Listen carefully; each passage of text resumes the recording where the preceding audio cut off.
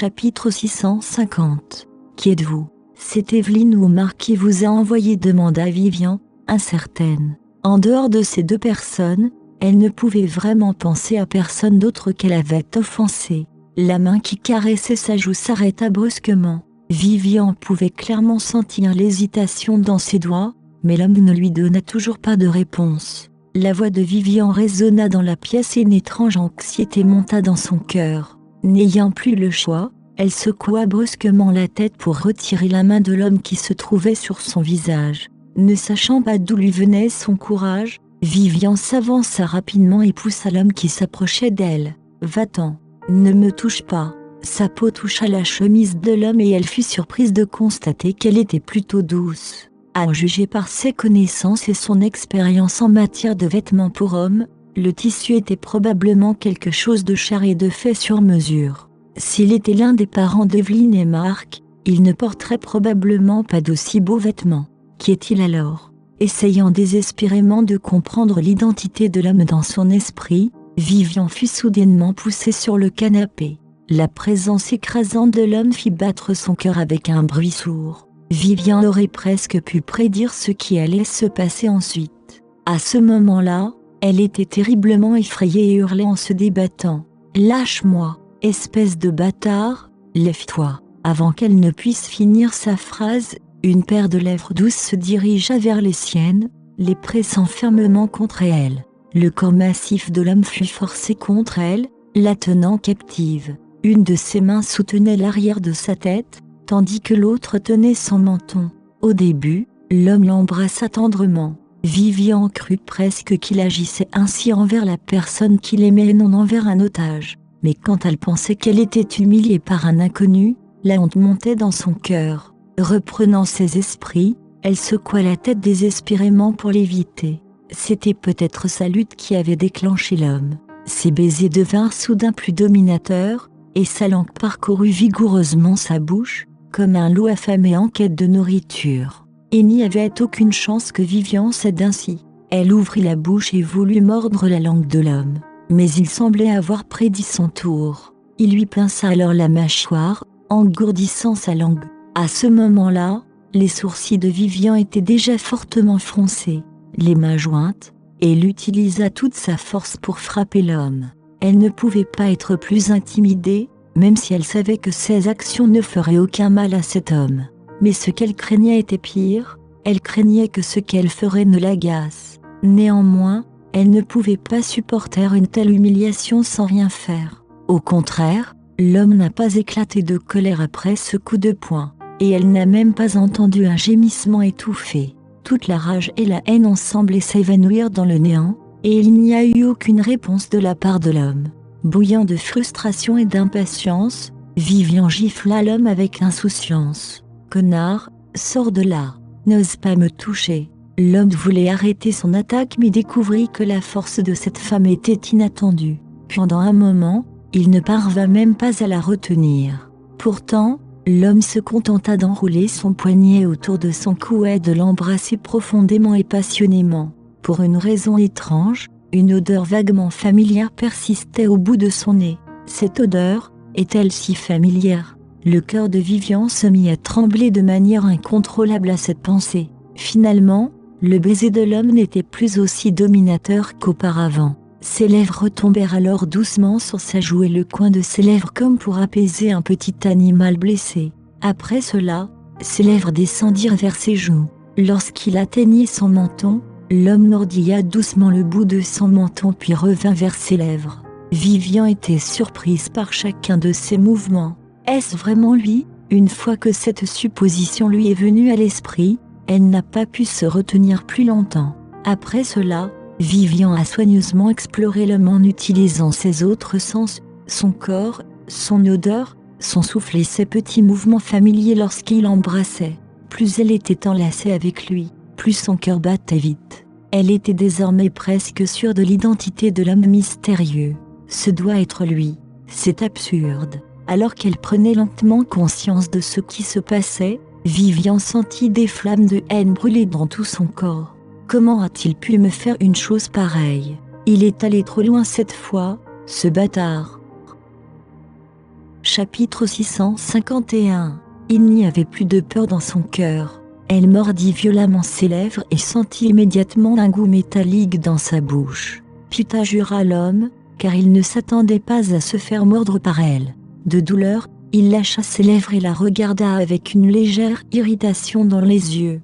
Quand elle apprit cela, elle ne m'avait jamais mordu auparavant. Après l'avoir relâchée, Vivian put enfin parler. Finnick, qu'est-ce que tu fous? Lâche-moi tout de suite. L'homme était un peu frustré que Vivian l'ait reconnu, mais en même temps, il était ravi. Elle me connaît, après tout. En utilisant son pouce pour essuyer le sang du coin de sa bouche, il enleva le bandeau noir de Vivian. L'éclair aveuglant lui fit voir le visage et Vivian ferma inconsciemment les yeux. Voyant cela, la culpabilité et la compassion traversèrent les yeux de Finnick. Il lui couvrit rapidement les yeux avec ses mains. Après s'être habitué à la luminosité, Vivian écarta la main de Finnick. En voyant l'homme devant elle, elle devint soudainement furieuse et se débattit violemment. « Lâche-moi !» D'une main, Finnick tenait fermement le poignet de Vivian devant sa poitrine. Bien qu'il ait demandé expressément à ces personnes de fabriquer une corde en tissu, il craignait toujours que cela ne lui fasse mal. Incapable de lutter, Vivian devint encore plus en colère. « Finnick, détache la corde maintenant. Pourquoi diable m'as-tu amené ici? Je voulais juste te parler. » Ne prêtant pas attention aux réprimandes de Vivian, Finnick la regarda avec tendresse et affection. « Vivian, tu me manques. C'est comme ça que tu montres que quelqu'un te manque, lui lança Vivian en fronçant les sourcils. Sais-tu que tu enfreins la loi? Si tu ne me laisses pas partir, je jure que je te poursuivrai en justice pour enlèvement après mon départ. Alors je devrais rester ici avec toi pour toujours afin que tu n'aies aucune chance de partir, marmonna Finnick solennellement. À ce moment-là, Vivian était incapable de distinguer s'il plaisantait. Comment oses-tu? En discernant le sérieux dans les yeux de Finnick, une légère panique envahit à nouveau son cœur. Eh bien, je suppose que je suis ce genre de personne qui prend des risques, dit Finnick doucement, en la regardant dans les yeux. Mais je ne suis pas prêt à le faire. Finnick, Vivian était sans voix, se sentant trompée. Devant le silence de Vivian, Finnick émit un petit rire mesquin. Vivian, je plaisantais avec toi. Je ne suis pas d'humeur à plaisanter. Détache-moi tout de suite. Vivian était sur le point de devenir folle à chaque instant. Me voilà kidnappée par mon ex-mari sans raison. Est-ce que cela pourrait être plus absurde?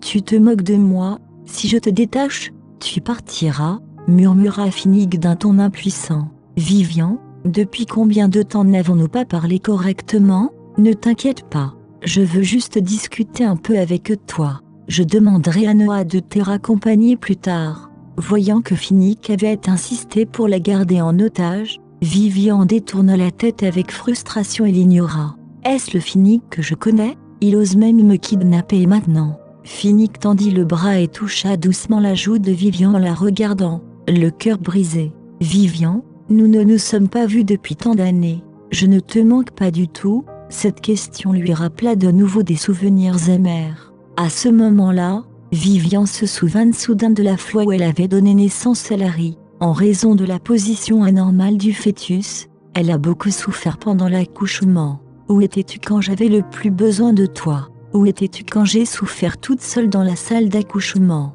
Vivian s'efforça de ne pas laisser tomber ses larmes. Non, pas une seule goutte. Tu n'imagines pas à quel point ma vie est heureuse sans toi. Vraiment. Finnick sourit amèrement. Mais je ne suis pas du tout heureux.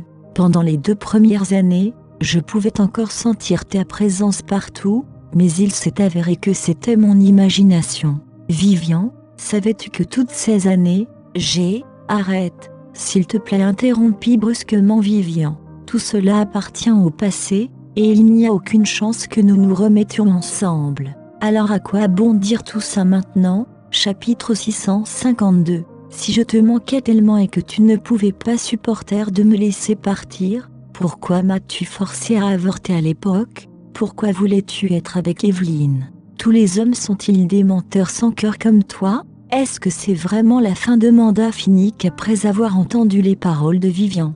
Son expression était pleine de tension. Oui, répondit doucement mais fermement Vivian. Pourquoi? Finnick s'inquiéta. Il n'avait pas eu l'intention de se méfier de ce qui s'était passé à ce moment-là. Pourquoi Vivian n'est-elle pas prête à me donner une chance? Aucune raison, dit Vivian, je ne t'aime plus, alors naturellement, je ne serai plus avec toi. C'est à cause d'un thé? Tu es avec lui maintenant, est-elle vraiment amoureuse d'un autre homme? Est-ce pour cela qu'elle ne me donne pas la chance de me racheter de mes erreurs? En entendant les paroles de Finnick, Vivian faillit presque rire. Il avait toujours des problèmes de confiance comme avant. Cette tragédie ne serait pas arrivée s'il n'avait pas douté que l'enfant n'était pas le sien. Même maintenant, il commence à soupçonner qu'il y a quelque chose entre Thé et moi alors que je n'ai été vue avec lui que quelques fois. Bien que Vivian n'ait aucune intention de se retrouver avec Finnick, elle n'avait pas non plus l'intention de lui mentir. C'était déjà assez épuisant de tromper Evelyne. Avec Finnick en plus, elle n'avait aucun doute que son état mental serait en ruine. Non, je ne vois personne, répondit Vivian sans émotion.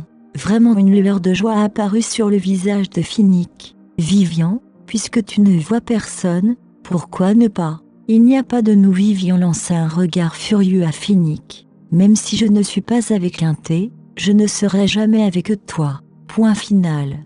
Je te l'ai dit, il n'y a aucune chance entre nous. Alors s'il te plaît, laisse-moi partir maintenant. Voyant la détermination de Vivian, le cœur de Finnick se serra. Malgré cela, il avait pris sa décision et n'abandonnerait pas facilement. Vivian, je sais que ce que j'ai fait il y a 5 ans était mal. Je suis vraiment désolée, mais je comprends parfaitement que tu ne sois pas capable de me pardonner aussi facilement. Je comprends. Je suis contente que tu comprennes. Cependant, nous ne pourrons jamais revenir au passé, alors me laisser partir est le meilleur choix. À partir de maintenant, suivons notre propre chemin. Elle le dit froidement, sans une expression sur le visage. Pourtant, pour une raison quelconque, elle ressentait toujours une tristesse inexplicable dans son cœur, sachant que Finnick les abandonnerait. C'est sûrement à cause de Larry. Larry n'a jamais été avec son père biologique depuis le jour de sa naissance. Et j'ai peur qu'il n'ait jamais cette opportunité à l'avenir. C'est ma faute s'il a grandi sans père. C'est entièrement ma faute. Secouant la tête, Finnick se rapprocha de Vivian, le bout de leur nez se touchant presque. Tu as mal compris ce que je voulais dire. Je ne t'abandonnerai pas. Je t'ai abandonné une fois il y a 5 ans, alors je ne laisserai plus jamais cela se reproduire. Je te le jure, dit Finnick d'un ton sérieux. Vivian, j'ai décidé que je voulais recommencer à te courtiser. Vivian était abasourdi par les paroles de Finnick. Qu'est-ce qu'il vient de dire? Il veut recommencer à me courtiser? Il a fallu longtemps à Vivian pour digérer cette nouvelle. Après s'être calmée, elle a repoussé Finnick. Je te l'ai dit, c'est fini. Dans ce cas, je vais recommencer à zéro. Finnick se leva du corps de Vivian et dénoua la corde qui lui liait les mains et les pieds. Finnick se tenait devant le canapé. Vivian, je sais que la façon dont je t'ai amenée ici aujourd'hui est inappropriée. Mais si je ne le fais pas, j'ai peur que tu n'acceptes pas de me rencontrer. Maintenant que j'ai fini ce que je voulais dire, je vais demander à Noah de te ramener. Après cela, Finnick a sorti son téléphone et a passé un appel, demandant à Noah de monter immédiatement. Après avoir raccroché le téléphone, Finnick regarda Vivian avec hésitation. Vivian, as-tu autre chose à me dire? Frottant son poignet brûlant, Vivian secoua la tête. Hormis son refus, elle ne savait pas quoi dire d'autre à Finnick. Chapitre 653. Avec déception dans les yeux, Finnick continua. J'ai encore quelque chose à te dire. Même si je l'ai déjà dit, je veux encore te le dire. Si je t'ai amené ici aujourd'hui, c'est pour te le dire. Vivian, je ne t'abandonnerai jamais. Non. Vivian voulut encore refuser mais fut interrompue par Finnick. Ne dis pas qu'il n'y a plus aucune chance entre nous. Vivian, tu ne vois personne en ce moment, alors j'ai le droit de te courtiser à nouveau. Bon sang, même si tu es marié, je ne t'abandonnerai toujours pas. Le regard de Finnick était extraordinairement inflexible. Tu vas devenir un briseur de ménage. Alors Vivian sentit que l'homme qui se tenait devant elle était si différent du Finnick qu'elle connaissait. Ça ne me dérange pas tant que c'est toi. Tu es destinée à être mienne dans cette vie, répondit Finnick. En regardant Finnick avec incrédulité, Vivian ne savait pas quoi dire. Si c'était vraiment ce qu'il ressentait, pourquoi aurait-il fait une chose pareille à l'époque? Ils se regardèrent tous les deux en s'enfonçant dans un silence sans fin. Juste à ce moment-là, on frappa à la porte. Après avoir jeté un dernier regard à Vivian, Phoenix se retourna et ouvrit la porte. C'était Noah. En regardant Vivian, Phoenix ordonna alors à Noah, « Raccompagnez-la. » « Oui, monsieur » en réponse. Noah s'avança vers Vivian. « Madame Norton, je vous raccompagne. » En entendant comment Noah l'appelait, Vivian se sentit un peu gênée. « Nous sommes clairement divorcés, Noah. Pourquoi m'appelle-t-il encore Madame Norton ?»« Noah, il vaut mieux que tu ne le fasses pas. » Vivian s'arrêta à mi-chemin. « Ce n'est qu'un nom, après tout. Si je m'en soucie trop, j'aurai l'impression que je m'en soucie. » « Ah, oublie ça. Madame Norton, qu'est-ce qui se passe ?» demanda Noah, perplexe, car Vivian n'avait pas terminé sa phrase. « Ce n'est rien » secouant la tête, Vivian se leva et se dirigea vers la porte. « S'il vous plaît, raccompagnez-moi. » « Merci. » Au début, elle voulait rentrer seule, mais elle se rappelait qu'on l'avait amenée jusqu'ici avec les yeux bandés. Elle n'avait donc aucune idée de l'endroit où elle se trouvait. De rien, Madame Norton la suivit précipitamment. Sur ce, Vivian se dirigea précipitamment vers la porte. Elle ne jeta même pas un coup d'œil à Phoenix lorsqu'elle passa devant lui. Noah, qui la suivait, s'inclina légèrement vers Phoenix. « Monsieur Norton, je vais raccompagner Madame Norton chez elle. Conduisez prudemment » rappela Phoenix avec inquiétude. « Oui, monsieur » hochant la tête, Noah essaya de rattraper à nouveau le rythme de Vivian. Quand les deux hommes partirent enfin, Phoenix ressentit soudain une sensation de fatigue. Il se dirigea vers le canapé et s'allongea, absorbant soigneusement l'odeur que Vivian avait laissée dessus. « Que puis-je faire pour la récupérer ?» En regardant Vivian dans le rétroviseur, Noah se sentit coupable. La scène où elle pleurait et le suppliait lui revint à l'esprit. Si je n'avais pas aidé Evelyn, elle et Madame Norton n'auraient pas été séparées. Levant la tête par inadvertance, les yeux de Vivian rencontrèrent ceux de Noah dans le rétroviseur. Qu'est-ce qui ne va pas? En voyant l'expression du visage de Noah, elle sentit qu'il avait quelque chose à lui dire. Choqué par la question de Vivian, Noah se détourna nerveusement de son regard. « Ce n'est rien », incertaine de la réponse de Noah, Vivian hocha la tête malgré tout. Elle se rappela alors ce que Phoenix avait dit plus tôt. Que voulait-il dire par « recommence à me courtiser » ? Comment compte-t-il exactement s'y prendre? Quoi qu'il fasse, je ne changerai jamais d'avis. Je ne me permettrai pas de répéter la même erreur stupide. Après avoir lutté un moment, Noah finit par ouvrir la bouche avec hésitation. « Madame Norton, je suis désolée pour ce qui s'est passé à l'époque. En fait, c'était ma faute. Je ne devrais pas, je dis. » Noah voulait avouer à Vivian qu'Evelyn était celle qui avait tout manigancé à l'époque, et que cela n'avait rien à voir avec Phoenix. Les mots étaient sur le bout de sa langue, mais il était incapable de les prononcer. En entendant ce que Noah avait dit, Vivian s'interrompit dans ses pensées. Tous ses souvenirs lui revinrent à l'esprit. Chapitre 654. Il était impossible que Vivian ne blâme pas Noah du tout, mais elle savait que ce n'était pas entièrement la faute de ce dernier. Il ne faisait que suivre l'ordre de Phoenix. Après tout, ce n'est pas grave. Je sais que cet incident n'a rien à voir avec toi. Tu ne fais que suivre les ordres, dit Vivian. Voyant que Vivian était si indulgente, Noah se sentit encore plus désolé. Madame Norton, ce n'est pas comme ça.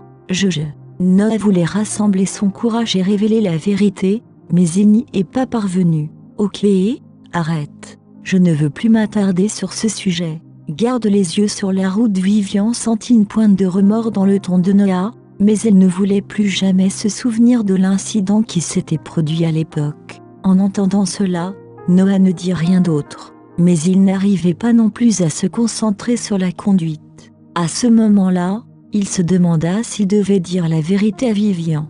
Sans le savoir, la voiture avait atteint la résidence des Morrison.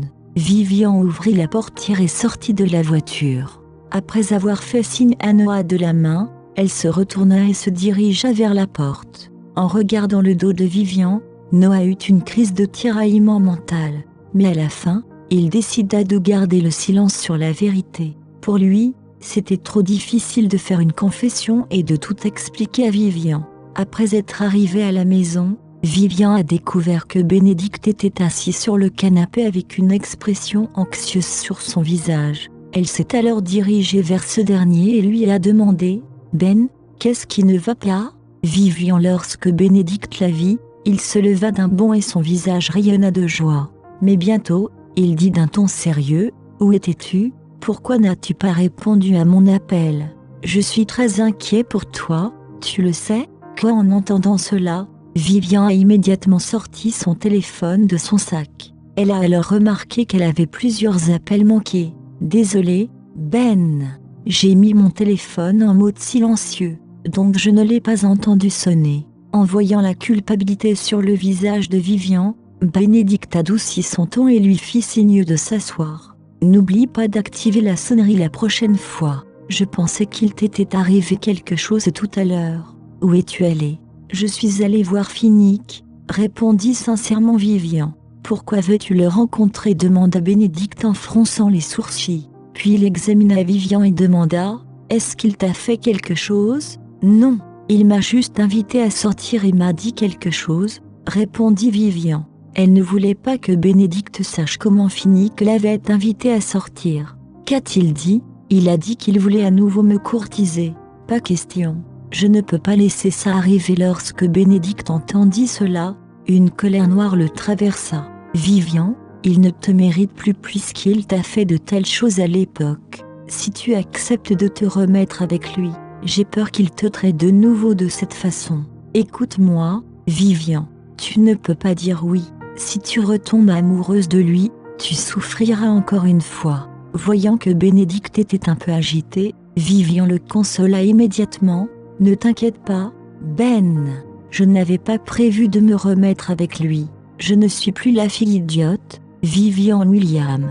Je ne ferai plus rien qui me soumette à la misère. C'est bien que tu le saches. » Un sentiment de soulagement envahit Bénédicte en entendant la réponse de Vivian. Il avait été témoin de ses propres yeux des souffrances infernales que Vivian avait endurées 5 ans auparavant. Jusqu'à présent, cette dernière ne s'en était toujours pas remise. Il avait donc peur que Vivian ne puisse pas le supporter si la même chose se reproduisait. De son côté, Larry, qui écoutait leur conversation, sourit en entendant cela. « Récupérer maman ? Waouh, papa est tellement cool. J'ai l'impression que je vais bientôt vivre avec papa et maman. » Vivian passa une nuit blanche cette nuit-là. Elle se tourna et se retourna dans son lit. Les mots de Finnick occupaient son esprit et étaient impossibles à effacer. Elle ne pouvait pas expliquer pourquoi elle se sentait si heureuse quand elle savait que Finnick avait l'intention de la récupérer. Elle n'osait même pas y penser davantage car elle avait peur de ne pas pouvoir l'accepter. Cette nuit-là, elle n'a pas fermé l'œil. Elle s'est finalement endormie à l'aube. Après avoir dormi 2 heures, elle a été réveillée par le son strident de son réveil. Elle s'est alors mise au travail, les yeux cernés, dans un état second. Au moment où elle entrait dans l'entreprise de presse, elle vit Sarah se précipiter vers elle. Chapitre 655. Vivian, pourquoi es-tu si en retard ? Quelque chose d'important est arrivé. En entendant cela, Vivian reprit immédiatement ses esprits. Lorsqu'elle vit que d'autres collègues la regardaient également avec des expressions inquiètes sur leur visage, elle eut l'impression que quelque chose de terrible se produisait. « Que se passe-t-il » demanda Vivian avec une expression sévère sur le visage. « Notre société de magazine a été rachetée par une grande entreprise », répondit Sarah nerveusement. Vivian fut choquée par les paroles de cette dernière et fronça les sourcils en demandant « Quoi ? Pourquoi n'ai-je pas reçu la nouvelle du siège social ? De qui avez-vous entendu cela ?» Au moment où Sarah allait répondre à la première question, un autre collègue l'interrompit. « Ce matin, une personne qui prétend être l'assistant du directeur général de Century Media est venue nous informer que notre société de magazine avait été rachetée par leur société. Mais il n'y a pas de changement de personnel au sein de notre société. Vous êtes toujours le rédacteur en chef. Oh, au fait, il vous a demandé d'assister à une réunion dans leur entreprise cet après-midi. » Vivian a poussé un soupir de soulagement en apprenant cela, car il y avait une bonne nouvelle dans cet incident. Au moins, il n'y a pas de changement de personnel. Sinon, je ne saurais pas comment expliquer cela aux collègues avec qui j'interagis quotidiennement. Mais c'est étrange, cet incident se produit trop brusquement. Je n'en avais jamais entendu parler auparavant. Pour autant que je sache, Century Media est une société de divertissement qui progresse bien et qui jouit d'une bonne réputation dans le secteur. Depuis qu'ils ont racheté notre société de magazine, il est étrange qu'ils ne procèdent à aucun changement de personnel et conservent toujours le personnel actuel. Bien que cela m'ait soulagé, cela n'a aucun sens du tout. Alors que ses pensées se bousculaient dans sa tête, Vivian eut un mauvais pressentiment. Elle sentit que quelque chose de terrible était sur le point de se produire. Très bien. Au moins, il n'y a pas de changement de personnel dans notre entreprise. Ce n'est pas une mauvaise chose. Nous pouvons toujours travailler ensemble. Retournez à votre travail maintenant. Je vous en dirai plus à ce sujet après avoir assisté à la réunion plus tard. Après avoir réconforté le personnel, Vivian est retournée à son bureau. Cependant, elle n'arrivait pas du tout à se concentrer sur son travail. Tout cet incident est extrêmement étrange. Que se passe-t-il donc? Pendant ce temps, les autres collègues de l'entreprise étaient dans le même état d'esprit que Vivian. Ils n'étaient pas d'humeur à travailler à ce moment-là et discutaient de l'acquisition de l'entreprise. Dans l'après-midi, Vivian est arrivée à Century Media à l'heure indiquée à l'adresse indiquée. Lorsque la réceptionniste a entendu le nom de Vivian, elle a immédiatement conduit cette dernière à la salle de réunion au 2e étage. Au moment où Vivian entra dans la salle de réunion, elle fut complètement abasourdie lorsqu'elle vit la personne assise à la tête de la table. Pourquoi Finnick est-il ici? Je n'ai jamais entendu dire qu'il était lié à Century Media. En voyant Vivian immobile à l'entrée, le personnel qui se tenait à l'écart s'est dirigé vers elle et a dit doucement: Vous êtes Vivian? C'est votre place. La réunion va commencer. Veuillez vous asseoir. Reprenant ses esprits, Vivian suivit le personnel jusqu'à son siège en délire tout en réfléchissant au lien entre Finnick et l'acquisition de son entreprise. Bientôt, la réunion commença. Finnick ne regarda pas une seule fois Vivian. Il se concentra simplement sur l'écoute des rapports de travail des superviseurs de chaque département, souligna leurs erreurs et fixa les objectifs suivants dans leur travail. Vivian ne prêtait pas attention à la réunion.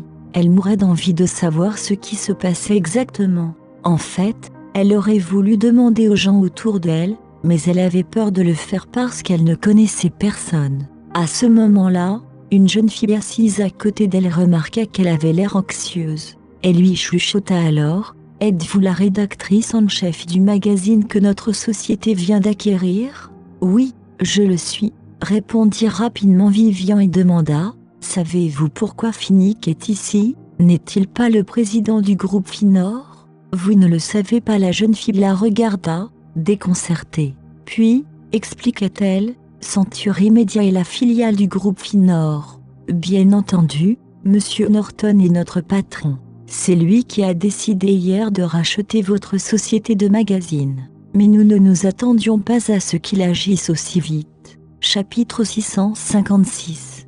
Quoi qu'il en soit, nous sommes désormais collègues. J'ai hâte de travailler avec vous. La fille sourit vivement. Vivian a affiché un sourire sur son visage et a répondu: Je suis ravie de travailler avec vous aussi. C'est Finnick. Qu'est-ce qu'il essaie de faire? Lorsque Vivian se rappela ce que Finnick avait dit hier, une nouvelle vague de rage monta en elle. Finnick, espèce de salaud, comment oses-tu traiter mon travail comme une plaisanterie? Alors que Vivian était encore en colère, elle entendit la voix de Finnick. La dernière personne à venir est notre nouvelle collaboratrice, Vivian Morrison, la rédactrice en chef de la société de magazine. Madame Morrison, pouvez-vous me parler de l'avancement des travaux de la société de magazine? Elle n'avait pas le courage d'interroger Finnick devant tout le monde, alors elle réprima sa colère et suivit l'ordre de Finnick. Après avoir écouté le rapport de Vivian, Finnick n'a pas répondu. Au lieu de cela, il a dit: Madame Morrison, puisque cela fait partie de votre travail, vous devez passer chez Century Media chaque semaine pour me rendre compte en personne de l'avancement des travaux de la société de magazine. C'est tout pour aujourd'hui. Nous allons terminer la réunion ici. Sur ce, Phoenix se leva et était prêt à quitter la salle de réunion. Vivian l'appela par son nom, paniquée, lorsqu'elle vit le premier passer devant elle. « Monsieur Norton, j'ai quelque chose à vous demander. » Sans regarder Vivian, Phoenix continua de marcher et répondit de manière formelle, « Suivez-moi jusqu'à mon bureau. » À cela, Vivian serra les poings et le suivit de près.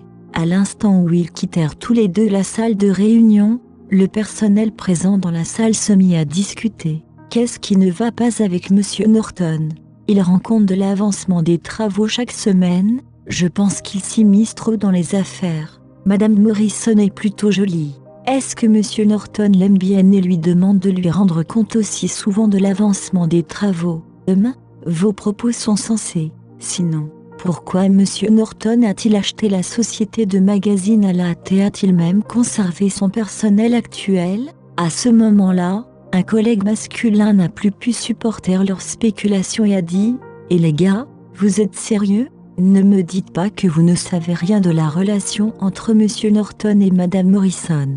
Avez-vous des informations privilégiées ? Dites-le nous vite. » En entendant ces paroles, tout le monde s'est enthousiasmé et l'a encouragé. « Les gars, après tout, nous sommes dans l'industrie des médias. Comment pouvez-vous ne rien savoir des ragots de notre patron ? La rédactrice en chef, Madame Morrison est l'ex-femme de notre patron, » a déclaré le collègue masculin avec une expression fière sur le visage. « Toi, vous êtes sûr que l'information est crédible ?» Un regard choqué s'est affiché sur tous les visages en entendant cela. « Oui, j'en suis absolument certain, » répondit fermement cet homme.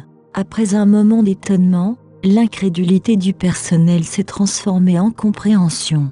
Alors, pourquoi Monsieur Norton a-t-il fait tout cela ? Essaie-t-il de récupérer son ex-femme ? Je pense que oui. Sinon, est-il nécessaire que Monsieur Norton se donne tant de mal ?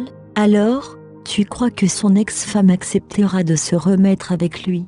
Est-ce qu'on doit la saluer plus poliment la prochaine fois qu'on la verra ? Pendant ce temps, Vivian interrogeait Phoenix avec colère dans le bureau de ce dernier. Elle ne savait pas que sa relation avec Phoenix s'était déjà répandue comme une traînée de poudre dans la nouvelle entreprise à cette époque. « Phoenix, qu'est-ce que tu essaies de faire exactement ?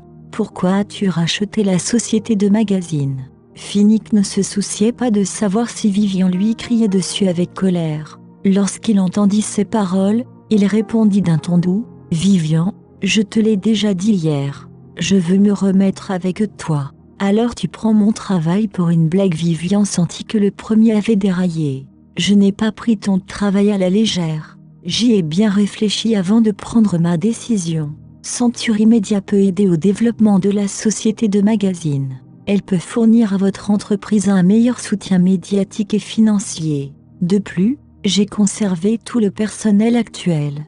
Penses-tu que je te serais reconnaissant d'avoir fait ça ?» Les mots de Vivian étaient moqueurs.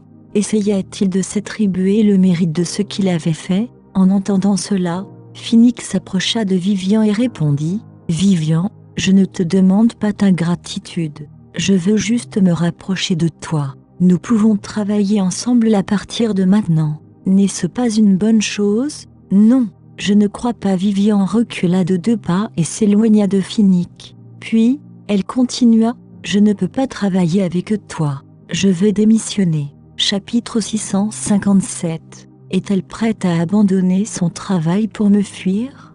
Le cœur de Phoenix se serra car il se souvenait parfaitement de la passion qu'elle éprouvait pour son travail. Il y garda ses émotions pour lui et la provoqua. « Tu es sûr ? La Vivian que j'ai connue n'abandonnerait jamais facilement. Vivian William est décédée il y a 5 ans. En ce moment, tu parles à Vivian Morrison. Je ne te permettrai plus jamais de prendre le dessus sur moi. » Après que Vivian ait crié sur Phoenix, elle s'éloigna en tapant du pied. « Pense-t-il vraiment qu'il est capable de me menacer ? Pas question. » En regardant la silhouette de Vivian s'éloigner, Phoenix s'enfonça dans son fauteuil. Ses mains se serrèrent involontairement en poing lorsqu'il se rappela les mots qu'elle avait prononcés. « Elle est toujours la seule et unique Vivian que je connaisse. » Il était certain qu'elle était la seule et unique personne qu'il avait en tête. Par conséquent, il refusait d'abandonner pour l'instant. De retour à la rédaction du magazine, Vivian n'arrivait pas à se décider si elle devait démissionner. À vrai dire, elle ne pouvait pas se résoudre à quitter son emploi et ses collègues. Grâce à leurs efforts collectifs au cours des 2 derniers mois, les ventes de l'entreprise avaient considérablement augmenté. Elle pourrait regretter son geste si elle partait alors que le meilleur était sur le point d'arriver. De plus, elle a passé un très bon moment à travailler avec ses collègues. Ils ont noué une relation de travail dynamique. Si elle devait démissionner, elle devrait tout recommencer. Cependant, si elle refusait d'abandonner, elle devrait rencontrer Finnick au moins une fois par semaine. Elle était particulièrement contre cette idée. Que dois-je faire ? N'y a-t-il pas une situation gagnant-gagnant ? Elle est retournée au bureau du magazine sans avoir résolu le problème. Dès qu'elle est entrée dans le bureau, elle a entendu ses collègues l'acclamer. Caroline fut la première à entraîner Vivian jusqu'à l'ordinateur. Regardez, le résultat du nombre total d'exemplaires vendus du dernier numéro est sorti. Nous sommes toujours champions. Je n'arrive pas à y croire. Tu es sérieuse ? Vivian était tout aussi ravie. Elle déplaça la souris et parcourut les données sur l'écran. Vivian, c'est grâce à ton entretien avec un T. Tu es génial. Je peux déjà entrevoir l'avenir de notre entreprise sous ta direction. Sarah se précipita vers Vivian et la prit dans ses bras. Elle a raison, Vivian. Ken, qui était à l'écart, a joué le jeu et a affirmé « Je n'arrive pas à croire que nous soyons 2 fois champions d'un même rôle. Nous ne sommes plus les mêmes dans l'industrie. Vous avez une idée de ma fierté ? Un de mes amis du secteur m'a demandé s'il y avait un poste vacant. Il m'a répondu qu'il voulait rejoindre l'entreprise en raison de l'avenir prometteur qui l'attendait. Notre rédactrice en chef est la meilleure. Hippie pourra quelqu'un a lancé les acclamations et a commencé à exprimer son admiration. Il était évident qu'ils appréciaient vraiment les efforts de Vivian. Attendez, Sarah arrêta ses collègues et dit « On devrait lui demander de nous offrir un repas ». Sous les applaudissements, le reste de la foule s'est mis à crier « S'il vous plaît, offrez-nous un repas, notre bien-aimé rédacteur en chef ». Vivian a ressenti un profond sentiment d'accomplissement lorsqu'elle a aperçu l'expression de ses collègues. Ils étaient sérieux lorsqu'ils lui ont dit qu'ils appréciaient vraiment ses efforts. Elle a donc renoncé à l'idée de lui remettre sa démission car elle ne pouvait pas se résoudre à quitter son équipe après la série d'événements qu'ils avaient traversés. Elle n'était pas la fautive à l'époque. En d'autres termes, elle n'aurait pas à le fuir. Quand elle a pris sa décision, elle a eu l'impression qu'un poids lourd avait été soulevé de ses épaules. Je dois arrêter de trop réfléchir. Peu importe si je vais croiser Finnick au moins une fois par semaine. Cela fait partie de mon travail. Une fois sa décision prise, Vivian a laissé ses inquiétudes de côté. Elle a décidé de se consacrer à la série de défis qui l'attendaient. Au lieu de trop réfléchir à des choses qui n'avaient pas encore eu lieu, elle a décidé de vivre l'instant présent et de profiter de faire des choses qui la passionnaient. Chapitre 658. Comme ils avaient réussi à se classer 2 fois en tête du classement dans un même rôle, tout le monde se sentait motivé pour relever les défis à venir. Ils espéraient secrètement pouvoir rester en tête du classement pendant 3 mois consécutifs, mais ce serait plus facile à dire qu'à faire. Afin d'atteindre cet objectif ambitieux, ils ont pris en considération divers facteurs avant de choisir le candidat approprié pour l'entretien à venir. C'était la 3e réunion de la semaine, mais la réunion a été annulée sans objectif clair sur lequel agir parce qu'ils n'ont pas pu se décider sur un candidat approprié. En tant qu'architecte le plus renommé de Sunshine City, Norman est relativement célèbre par rapport aux 2 derniers candidats, mais je ne pense pas qu'il soit le meilleur candidat car le public a tendance à juger un livre à sa couverture. Bien qu'elle soit une débutante, Charlotte était connue pour ses capacités et son apparence magnifique. Par conséquent, d'autres ont trouvé ses propos raisonnables. Bientôt, quelqu'un a ajouté « Je suis d'accord », car la raison pour laquelle le dernier numéro a réussi à attirer l'attention du public était le look exceptionnel de T. Même si cela fait déjà quelques semaines, nous recevons toujours des commentaires de ses fans.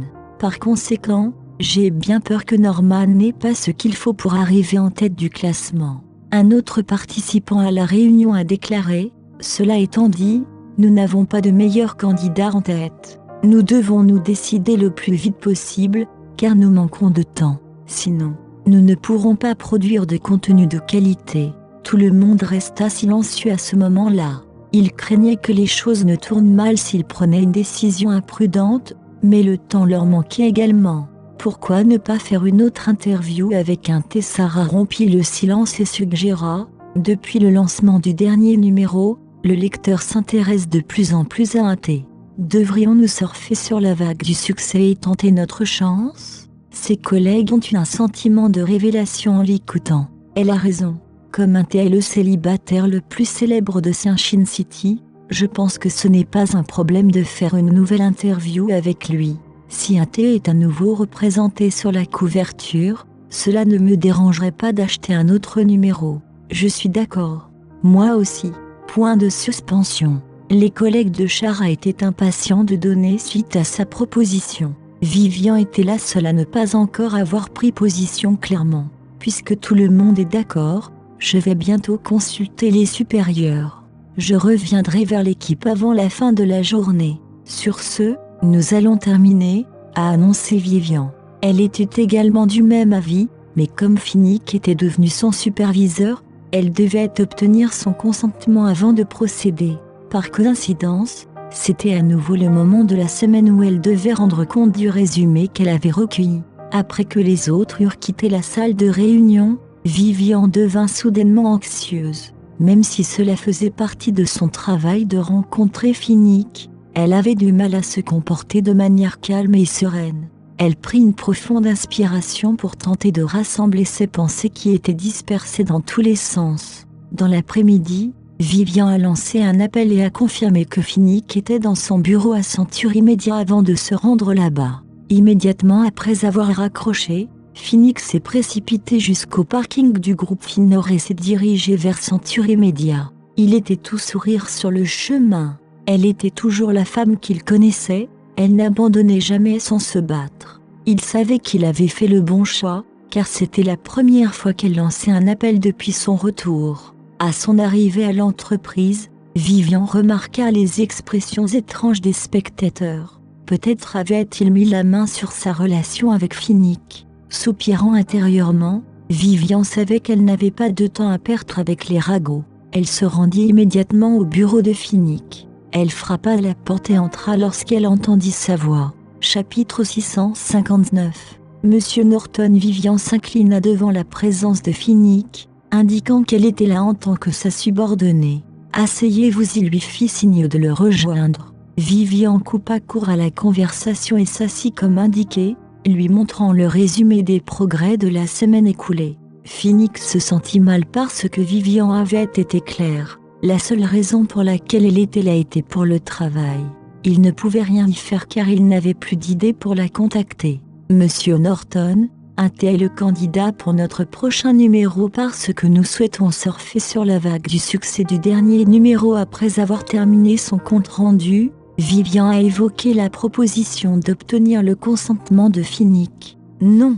Lorsque Finnick a refusé sans réfléchir, Vivian s'est énervée. Pourquoi? La décision a été prise collectivement après mûre réflexion. Un tel est le meilleur candidat.